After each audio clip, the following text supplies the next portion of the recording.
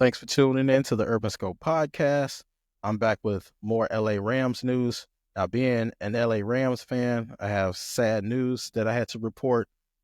Cooper Kupp has been informed, allegedly, from the Rams that he will be traded. I want to read the tweet that he put on Twitter to the fans of LA. He put, I was informed that the team will be seeking a trade immediately and will be working with me and my family to find the right place to continue competing for championships. I don't agree with the decision and always believed it was going to begin and end in LA. Still, if there's one thing that I've learned over the years, there are so many things that are out of your control, but it is how you respond to these things that you will look back on and remember. I have taken so much pride in playing alongside my teammates for the LA community, so thank you for embracing my family and making this such a special place for us. 2024 began with one of my best training camps of my career. Preparation start now for 2025. Ali motivated, as healthy as ever, and looking forward to play elite football for years to come. Love you guys, but coming for it all. So he seems to be much motivated and good spirits, but he told us that this separation wasn't amicable or it wasn't mutual. It's one-sided, and I think it's mostly due to the injuries, but I'll get into that later. But just a little bit about Cooper Kupp. He was drafted third round out of Eastern Washington, which he was considered a gem. The Rams have always recruited well in those positions on defense and the wide receiver position specifically, especially with the ascension of Puka Nacua. But Cooper Kupp was mostly known in college for his game against Oregon. That's a very prominent organization and football club. And he had 15 catches and 246 yards for 3 touchdowns in that game. So that kind of put him on everyone's radar for scouting. But I thought he was undersized, but he's 6'2", 200 and some pounds. But he plays so much smaller because usually he's in the slot and things like that. And he plays a lot lower to the ground. So it doesn't look that like he's 6'2". But nevertheless, he did a lot for the Rams, and being a Super Bowl champ, a Super Bowl MVP, he won a Triple Crown in 2019, which is he led the league in catches, yards, and touchdowns, and he was first team All NFL in 2019. That 2019 year was incredible. It looks like he would never, him and the Rams would never separate from that year, but unfortunately, due to a slew of ankle injuries and repetitive injuries, he was unfortunately, they didn't see the value in him anymore, especially with Puka Nacua coming on the scene, having Matthew Stafford being able to spread the football around to so many different players. I guess they see him as expendable now, and it's going to be sad to see him go because I know some other team is going to get great use out of him, and he's going to play with the chip on his shoulder. I mean, he already had the chip on his shoulder, but it's going to be even a bigger chip on his shoulder now just to stay healthy, because we knew it wasn't about production. It was about the injuries that cause a lack of production. When he's on the field, he's a threat at all times.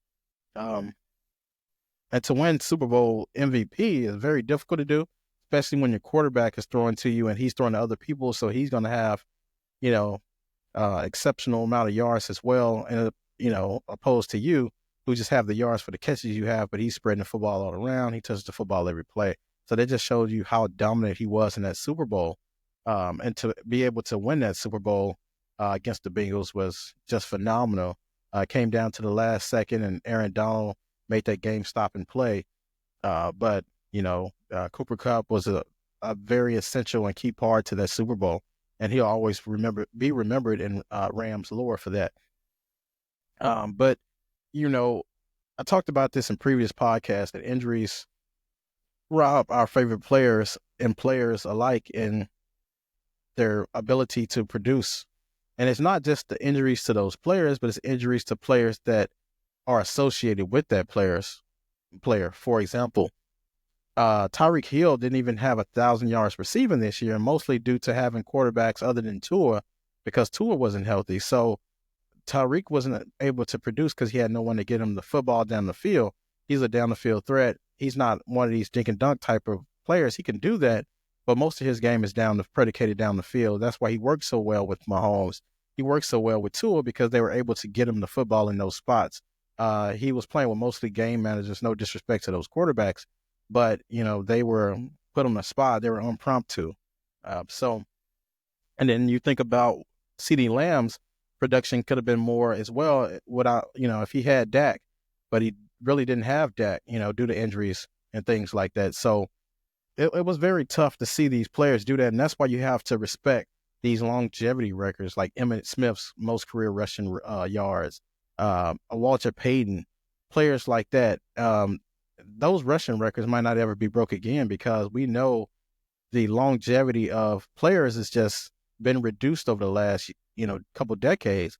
But running backs specifically, because they're devalued in what they mean to the team, even though they do produce a lot and are very important. But when it comes to contract negotiations, these players are not given that same respect as a quarterback or the wide receivers. They're still in that $10 million range where receivers are making 35 and quarterbacks are making 60 and $70 million. It's pretty crazy to see the disparity between the positions and where it's going. And it looks like it's not going to get any better because, you have a Christian McCaffrey who's perpetually injured, Cooper Kupp, like we're talking about now, that's perpetually injured.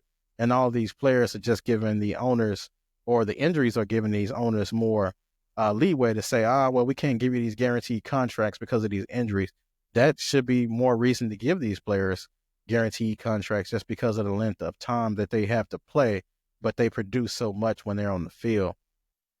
So it's very unfortunate to see that.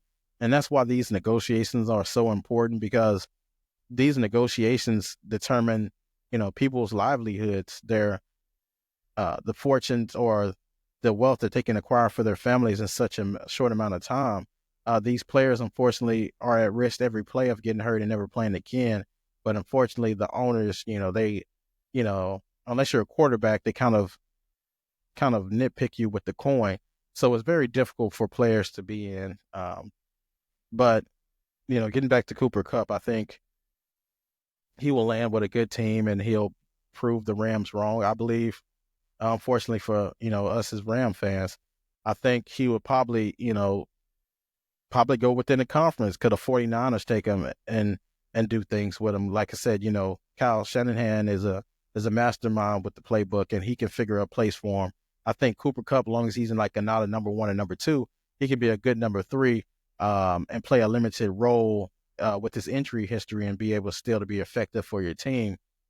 Could he go with the Eagles or the Chiefs that's in the Super Bowl this weekend? The Eagles and Chiefs could use him in a third spot in the slot somewhere, or just as a gadget guy to be able to produce somewhere. I think he still has a lot of game left. I just think he has to figure out the ankle situation like Steph Curry did earlier in his career.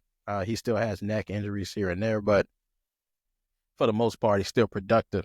So it's going to be interesting to see where he lands.